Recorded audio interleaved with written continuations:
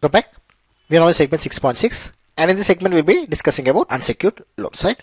So once again, if you remember the big picture, so where are we right now? So we are discussing balance sheet. So in chapter 5 we have discussed all items that usually come under P&L account, the profit and loss account. In this chapter we are right now in chapter 6, we are discussing about the balance sheet, and right now we are under the liability section. We'll come to assets later. So right now we are in the liability section. We also discussed that there might be many items in liabilities, right? But usually you can classify them under the three broad categories. One is the owner's funds, then we have the term liabilities and the current liabilities. So where are we right now? We are discussing balance sheet. Under balance sheet we are discussing liabilities. In the liabilities, so far we have completed owner's funds. We have discussed two items under this, that is the capital and reserves and surplus. And we just started our discussion on term liabilities. So the first item we discussed in the previous segment was term loans from banks, right? This we have discussed. So now in this segment we'll discuss another item under term liabilities. This is known as unsecured loans, right? In the previous segment, when discussing about term loans from bank, I told you that in the balance sheet usually term loans from banks will be appearing under a name called secured loans. This is a usual terminology used in banks. Sometimes you see that term loans from banks. Usually, sometimes you see this also, but usually there is a term called secured loans. The reason being these loans are backed by security, right? So what it provides is it reduces risks for the lender. So it provides comfort to the lender in the sense that if the company defaults on the repayment of the loan, then the lender has recourse, right? He has recourse to some assets. So maybe he can sell this security and then recover at least part of the loan, right? If not the full amount. So these are secured loans. But there is another category of loans known as unsecured loans. So unsecured loans means, as the name implies, they are not secured. They are not backed by any securities. So why would any lender give unsecured loans? So usually it is given only when the trust level is very high, right? Usually it's given for some very close people. So say for example you have lent some a small loan to your office peon, or to your neighbor, or to your relative. This is actually this is unsecured. So you don't take any security for this. So this is an unsecured loan. So you can immediately understand one feature of unsecured loan. That is, usually it is given by some very close people, right? So unless you have a very high level of trust, you are not going to do this. So these are people whom you interact on a daily basis. The repayment ability. You know their integrity. So you are confident that your loan is going to be recovered, so you give them without security. Similarly, unsecured loans from a company's point of view is also similar. It is raised from some very close persons like friends or relatives. Subsidiaries means sister companies. So the management is same. So one owner, right, can promote one or two companies, more than one company, right? So all these are associate companies, sister companies, right? So management is common. There's a commonality in management. So there can be some intergroup, right? There can be some intercompany loans. So this is something which is very common in case of group companies. There will be some intercompany transfers, intercompany loans given by one subsidiary company to the other. So this is again a very high level of comfort between the two entities. So unsecured loans are loans which are not backed by security, and examples are loans raised by the company from friends, relatives, and subsidiaries. So when you come to the classification, usually it's a long-term nature. Usually, right? Rarely you see unsecured loans being short-term. This is actually a long-term nature. So banks actually in the same data we classify it as under a term liability, right?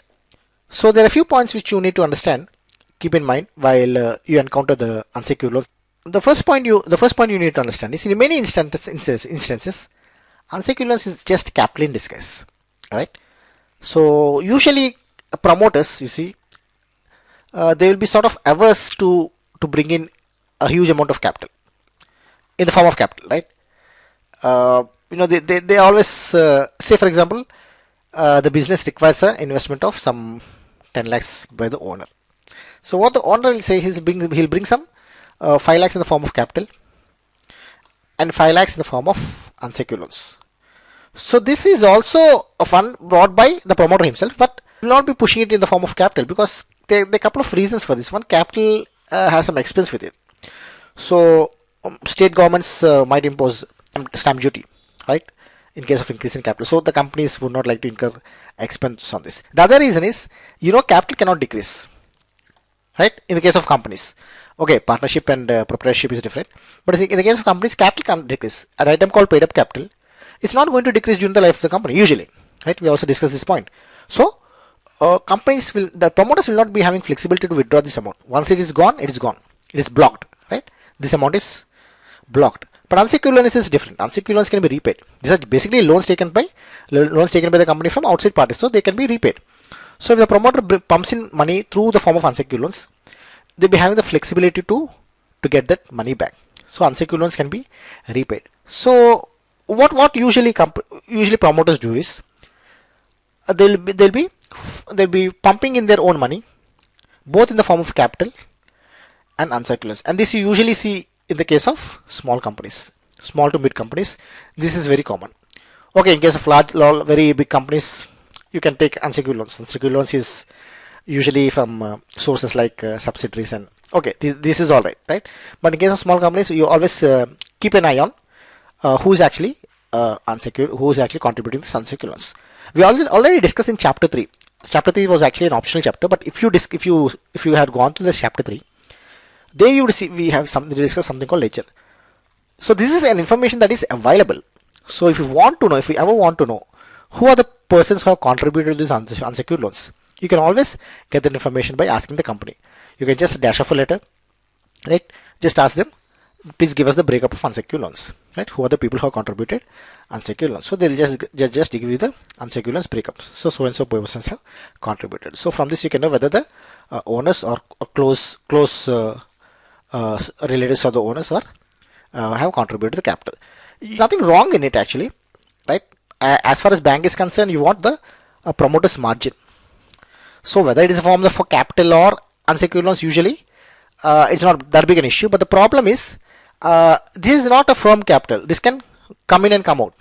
So you actually want a firm commitment from the promoters. You want the capital to come in and stay there, right? You want the capital of the promoters to stay in. You don't want it to go out. So from a banker point of view, it's always advisable if you have capital, right?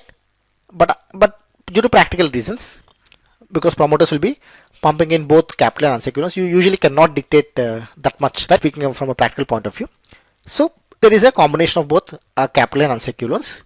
From a borrower point of view, they will be having this combination. So from a banker point of view, you will insist on capital, but if it is not possible, let us accept this as a reality. Let us accept that there will be a contribution from both capital and unsecured loans. And I'm not saying the entire unsecured loans will be brought in by the promoter himself. There will be also some other closely related persons. So I'm saying just keep an eye on the individual breakup. If you can, please try to get the breakup. So who are the persons who are contributing this unsecured loans? You might be in for some surprises. Another point which you need to keep in mind when in case of unsecured loans is this is actually relevant in very big companies. They're actually seen as conduits for a round tripping of money. Again, we are not generalizing. We're not saying all companies do this. But if you are aware that there are some controversies, some high-profile controversies that have appeared in the media during third quarter of 12-13. We're not going to take names. Let us not become controversial in this. But the point is, you are aware that there were some high-profile controversies during the third quarter of 12-13. You know the names. So if you have followed those news items, you will see one term very frequently: unsecured loans. So you will see that this company has given unsecured loans. So in the balance sheet of this company, some unsecured loans is appearing. So there's a lot of debate regarding this unsecured loans. So what happens is that in big companies, you'll actually find a maze of intergroup loans and investments. This is actually common. So there's nothing wrong in it. If you take a company like Reliance, you will see it will be having a lot of intergroup loans. A company like Reliance has so many subsidiaries. So if you take Reliance Industries, it will be having a lot of intergroup dealings. So I'm not saying it is wrong. The point is you should be aware of what is known as shell companies, right? And that is where the controversies comes in. All of these high-profile controversies have the problem was unsecured loans is coming from shell companies. So what is a shell company? A shell company is a company that exists. We're not saying that it doesn't exist. This is a company that exists, but it usually doesn't do any business, right? It doesn't do any business. So it is a company that merely exists as a front. So this is the front. This company is acting like a front company, but behind it there is somebody else. So this company is blocking the identity of the person, right? So front companies are companies that they merely exist as a front for a person or organization that wishes to hide its identity. And that's why if any controversy arises, the investigating agencies will be digging very deep into the identity of this shell company. So when you're speaking with just I'm speaking in case of big accounts. Usually in small accounts you will not be having this problem, but in very large corporate accounts, be careful regarding unsecured loans. I'm not saying doubt everybody, but just be careful. I mean, these 2 points actually I'm saying just be open. Yeah, don't be critical. Don't start with a negative mind. Just be open. In case of small companies, just ask for the breakup if possible. Just ask for the breakup. Who are the people? Who are the people to whom the who contribute this unsecured loans? You can have the list of the company, and you can see some promoters also, right? So in the case of large companies, just just be aware that controversies can arise due to the shell company. So just be aware of that, right? So regarding the classification, right? Regarding the classification, that is CMA treatment. Usually it is a term liability, right? Unsecured loans are usually a term liabilities, but some banks actually treat it also as a part of net worth. This is interesting, right? Okay, we spoke that liabilities are broadly classified under three parts. One is the owner's funds, then you have the term liabilities and current liabilities. So unsecured loans, we are saying this is a term liability, but actually because a major portion usually comes from the promoters and closely relatives and friends of the promoter, so usually it is a long-term fund. Some banks actually take it as a part of net worth also. They say if provided some conditions, 1, 2 like that, 3 conditions, provided some conditions are met, they will actually be willing to take it as a part of net worth also. So we spoke that owners funds are different. Owners fund just comprise of capital plus reserves and surplus, right? And all other these term loans which are discussing, bank loans, right? Unsecured loans are term liabilities, but some banks actually are willing to take even unsecured loans as part of owners fund. So what it does is it actually improves the ratios. It actually improves the net worth, because by taking net worth we said it is only capital plus reserves and surplus. But now some banks are because if the bank also takes another item called unsecured loans, net worth is obviously going to increase. That is a positive thing for the company, because a lot of things are linked to net worth. For example, exposure. The maximum exposure that the maximum amount of funds that the bank is willing to lend, exposure is the maximum lending amount, is usually determined net worth. So banks might say we will lend a maximum of 5 times of the net worth. They might say, they have a policy. So what is the net worth? 100 lakhs. So we will be willing to lend at the most 500 lakhs. If your net worth is only 50 lakhs, we'll lend at the most 15 to 5 to 50. This varies from bank to bank. I'm just taking as the example.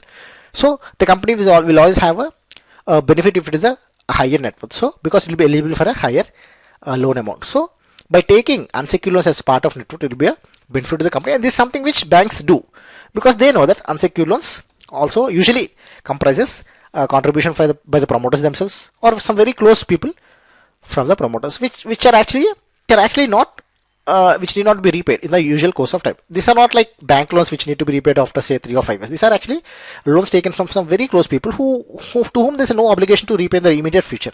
There is no need to repay. There is no obligation to repay in the immediate future. At least in the next 5 to 7 years, which is the maximum tenure for most banks. See, the term loans lent by banks, usually the maximum tenure you will see around 7 years, unless it is a infrastructure loan. Usually we will find 5 to 7 years is the normal period. So banks, when you say the unsecured loans, they feel that these loans are something which will not be repaid in the next 5 to 7 years, and therefore some banks classify it as also as a part of net worth. So some banks, I'm not saying all banks, some banks, net worth will be capital plus reserves and surplus, then also taken net worth. Some banks may take 50%. They'll say only 50% will take. Again, this is something you have to check. Please check your bank guidelines. Don't take it as gospel truth, right? This varies from bank to bank, right? So they'll stipulate some conditions. In case they take it as a part of net worth, 50% or 100%, they'll be stipulating a couple of conditions. One, this unsecured loan should not be repaid before bank loan is. So bank has given a loan for say 5 years. So they'll say we are taking unsecured loans as part of net worth, right? So please don't repay this unsecured loan. These unsecured loans should not be repaid before 5 years. So once a loan is closed, okay, the company can repay. That is not a headache. But within these 5 years, the company should not repay the unsecured loan. So unsecured loan should not be repaid during the tenure of the loan. This is a standard stipulation usually you will find in many sanction letters, right? Of course, you'll find a number of cases where this condition is flouted, right? The condition is flouted in a number of cases, but this is something you have to take a serious issue, right? So right, with that we come to the end of the segment. So in this segment we have discussed about unsecured loans. We have understood that unsecured loans are securities that are not backed by any security. Usually they are offered by some very close persons to the promoters, either the promoters themselves or by some close persons like the friends, relatives, and subsidiary companies. And we have discussed a couple of points here. One is the unsecured loans is usually capital is in disguise. So instead of bringing in the capital form, in the form of capital, promoters will be pumping in some amount in the form of unsecured. So usually banks will be taking this also as a part of net worth, right? Usually banks will be taking, again this depends from banks to banks. Some take it 50% of net worth, some take 100%, provided some conditions are met, like they should not be repaid, right? Or the rate of interest which you pay to the unsecured loan should not be greater than the loan which the interest which you are paying to banks. So some various conditions to be there. So these are the points which are discussed. We also discussed that in case of big companies, please be careful, because these unsecured loans can be conduits for round tripping of money. They can be acting as unsecured loans can be taken from some shell companies, and that's where the controversy emerges, right? So with this we come to the end of this segment. So in the next segment we'll be taking another item under the term liabilities, that will be the share application money, right? See you then.